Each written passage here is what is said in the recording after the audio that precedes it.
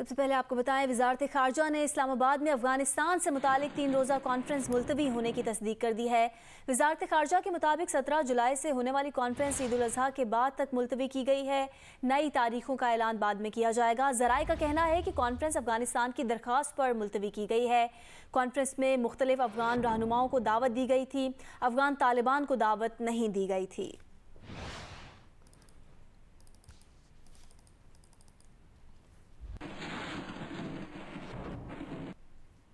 برطانوی عدالت نے پاکستان کا نام کورونا کی ریڈ لسٹ سے نکالنے سے انکار کر دیا ہے۔ لندن ہائی کورٹ نے قرار دیا ہے کہ وبا سے نمٹنے کے لیے حکومت کے فیصلے درست ہیں۔ پاکستان کو ریڈ لسٹ سے نکالنے کا فیصلہ حکومت ہی کر سکتی ہے۔ اس بارے میں مزید بتا رہے ہیں نمائندہ Jio news Murtaza Ali Shah. London high court کے جسٹس مسٹر لنڈن نے فیصلہ کیا ہے کہ پاکستان اور جو برطانوی حکومت کی طرف سے جو تشکیل دی گئی ٹریول بین کی ریڈ لسٹ ہے وہ اسی میں ہی رہے گا۔ جو برطانوی حکومت کے اس فیصلے کو چیلنج کیا تھا بیرسٹر ذہاب جمالی نے، اور یہاں پر ہیئرنگ ہوئی جہاں پر جو حکومت کی طرف سے جو نمائندے وہ پیش ہوئے، اور اب جج کا یہ پہلا کیس ہے جس میں جو ریڈ لسٹ کو چیلنج کیا گیا تھا اس میں فیصلہ آیا ہے۔ ہم بیرسٹر ذہاب جمالی سے پوچھتے ہیں کہ جو جج نے فیصلہ کیا ہے اس فیصلے میں جو جج صاحب نے ایگزیکٹلی کہا کیا ہے؟ اس فیصلے میں جج صاحب نے یہی کہا ہے، ڈسپائٹ دا فیکٹ کہ گورنمنٹ نے آرگیبلی کنسیڈ کر لیا کہ انہوں نے جو جینومک سیکوینس پہ پاکستان کے ڈیٹا یا پوزیشن لی تھی وہ فلاٹ تھی، اور ہم نے جو اس میں جینومک سیکوینس کا ڈیٹا سبمٹ کیا وہ ایکسیپٹ کیا انہوں نے۔ ڈسپائٹ دیٹ جج صاحب نے ڈیسائیڈ یہ کیا ہے کہ فی الحال پاکستان کو جو ریڈ لسٹ میں ڈالنے کا ڈیسیجن تھا وہ سٹینڈ کرے گا گورنمنٹ کا۔ تو اب اس کو انشاءاللہ ہم لوگ کورٹ آف اپیل میں چیلنج کریں گے، کیونکہ ہمیں ایک چیز تو مل گئی ہے کہ ہمیں یہ اندازہ ہے یا پتہ ہے جینومک سیکوینس کا ڈیٹا جس پہ گورنمنٹ نے ریلائی کیا تھا، جو ایٹ لیسٹ انہوں نے کورٹ کو پرووائڈ کیا، وہ ہمارے خیال سے ایکوریٹ نہیں تھا اور گورنمنٹ نے ڈسپیوٹ نہیں کیا ہے۔ ایٹ دا سیم ٹائم میں ایک چیز بتاتا چلوں، ایک اور ریسنٹ کیس ہوا ہے جس کا آئی تھنک 12 جولائی کو، جس میں جو لوگ ٹریول کر کے آ رہے ہیں پاکستان سے یا اور ممالک سے یو کے میں، اور جن سے ہیفٹی اماؤنٹ لے رہے ہیں 1750 کا ہے کچھ، وہ پالیسی پیسے چارج کرنے کی چیلنج ہوئی ہے، اور اس پہ گورنمنٹ نے فی الحال ایک اور کیس میں کہا ہے کہ وہ ریکنسیڈر کر رہے ہیں اپنی policy, which is an indication کہ جو لوگ ایٹ لیسٹ ابھی آ رہے ہیں اگر ان کے پاس پیسوں کا ایشو ہے تو وہ ایگزیمپشن ضرور کلیم کریں۔ It might assist them. ابھی آپ کو اسلام آباد براہ راست لیے چلتے ہیں جہاں پر وفاقی وزیر اسد عمر تقریب سے خطاب کر رہے ہیں۔ اخبار کی اس دن دیکھ رہا تھا، بھارتی اخبار ہے، اس کے اندر سٹوری لگی ہوئی تھی کہ پاکستان کا وزیر اعظم جو ہے وہ مقبوضہ کشمیر کے اندر کتنا مقبول ہوتا جا رہا ہے۔ وہ اس لیے مقبول ہوتا جا رہا ہے کہ وہ کھڑا ہوا ہے، وہ مرد اور ان کشمیریوں کے ساتھ کھڑا ہوا ہے اور بھارت کی آنکھوں میں آنکھیں ڈال کر وہ بات کر رہا ہے۔ وہ یہ نہیں کر رہا کہ جب کشمیر کے الیکشن کی بات ہو تو وہ کہے کہ جی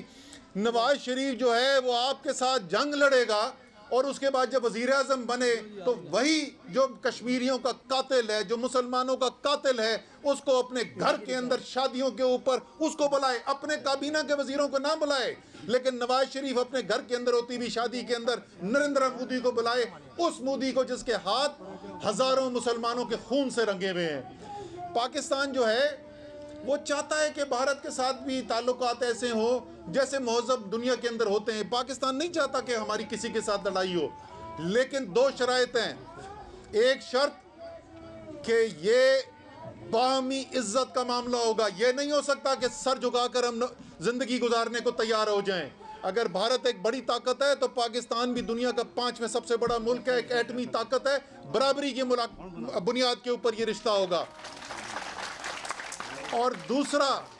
جب تک کشمیر کے عوام کا جائز حق ان کو نہیں مل جاتا اس وقت تک یہ رشتہ، یہ جو کہتے ہیں نارملائز ہو جائے کہ وہ جی بس چھوڑو جی، کیا وہ کہتے ہیں جی پنجابی کے اندر مٹی پاؤ، کبھی بھی مٹی نہیں پائیں گے انشاءاللہ تعالیٰ۔ وہ کشمیری جو پاکستان کے جھنڈے کے لیے اپنی جان دے رہے ہیں، پاکستان بھی ان کے ساتھ کھڑا رہے گا انشاءاللہ۔ تو آپ کے پاس لیڈر بھی ایسا جو کشمیر کے جنگ لڑنے کے لیے، کشمیر کی آواز بلند کرنے کے لیے تیار، آپ کے پاس ایک ایسا لیڈر بھی ہے جو پاکستان کے ہر خطے کے اندر ترقی دیکھنا چاہتا ہے۔ وہ چاہتا ہے کہ ان کے پاس اختیار بھی زیادہ ہو، ان کے پاس ترقی بھی زیادہ ہو، ترقیاتی کام بھی زیادہ ہو، چاہے بلوچستان کا غریب ترین علاقہ ہو، چاہے وہ سندھ کے اندر جو ہیں سب سے زیادہ پسماندہ ضلع ہوں، چاہے وہ گلگت بلتستان ہو، یہ تمام علاقوں کے اندر اسی طریقے سے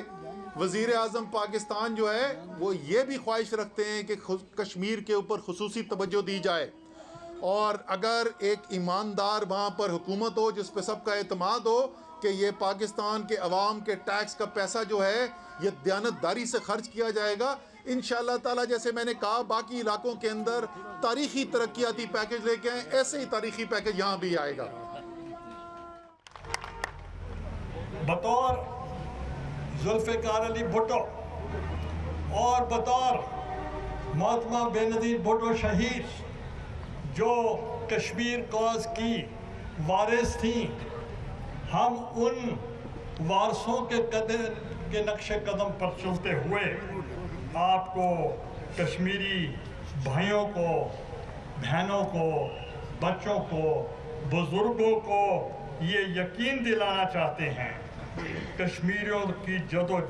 جہد جو ہے وہ فراموش نہیں کی جائے گی۔ ہم ان کی آواز بن کر پوری دنیا میں جیسے ذوالفقار علی بھٹو نے کیا تھا، جیسے بے نظیر بھٹو نے کیا تھا، جیسے آپ بلاول بھٹو کر رہے ہیں، ہم بھی آپ کے کشمیریوں کے وارثوں کی طرف سے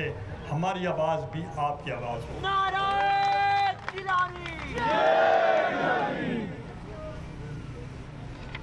بطور وزیر اعظم پاکستان میں نے یہاں بہت دورے کیے ہیں اور بہت کام کیے ہیں، اور جن کا ذکر میں خود نہیں کرنا چاہتا، مگر ہم نے ایک چیز کا ذکر میں ضرور کروں گا ڈیولپمنٹ پروگرام سے ہٹ کر، کہ ہم نے خواتین کو جو ایک مشن تھا بے نظیر بھٹو شہید صاحبہ کا کہ بے نظیر انکم سپورٹ پروگرام کے ذریعے ہم لاکھوں خواتین کو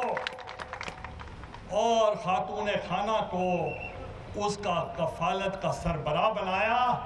تاکہ آپ لوگوں کی کفالت ہو سکے، لاکھوں کی تعداد، کئی نادرہ آفیسز بنائے گئے تاکہ آپ کی شناخت ہو سکے۔ اور میں جو 15 اگست 2019 کو جو انڈیا نے اور مودی نے آرٹیکل 370 اور 35A کو ریپیل کیا، ہم اس کو کنڈیم کرتے ہیں، ہم اس کو مسترد کرتے ہیں۔ یہ جو وعدہ ہے، یہ یونائٹڈ نیشنز کا وعدہ تھا آپ کے ساتھ کہ آپ کو خود مختاری کا فیصلہ آپ کا ہونا چاہیے، اور یہ فیصلہ وہ کون ہوتے ہیں آپ کی تقدیر کا فیصلہ کرنے والے؟ ہم یونائٹڈ نیشنز۔ دھیر کوٹ آزاد کشمیر میں یوسف رضا گیلانی پیپلز پارٹی کے انتخابی جلسے سے خطاب کر رہے تھے۔ وزیر اعلیٰ سندھ نے کہا ہے کہ صوبائی حکومت کراچی سرکولر ریلوے کے لیے اپنا 6 ارب روپے کا حصہ ادا کرنے کے لیے تیار ہے۔ وزیر اعلیٰ سندھ سید مراد علی شاہ کی زیر صدارت اجلاس میں نالوں کی صفائی، تجاوزات کے خاتمے، disaster management plan, Karachi circular railway منصوبے میں پیش رفت اور BRT پر بریفنگ دی گئی۔ کمشنر کراچی نے بتایا کہ محمود آباد نالہ، گجر نالہ اور اورنگی نالہ بڑی حد تک کلیئر کیے جا چکے ہیں۔ متاثرین کو 82 کروڑ 33 لاکھ روپے سے زائد معاوضہ ادا کیا گیا ہے۔ FWO نے بتایا ہے کہ KCR روٹ پر واقع انڈر پاس اور فلائی اوور بنانے کی اسٹڈی کر لی ہے۔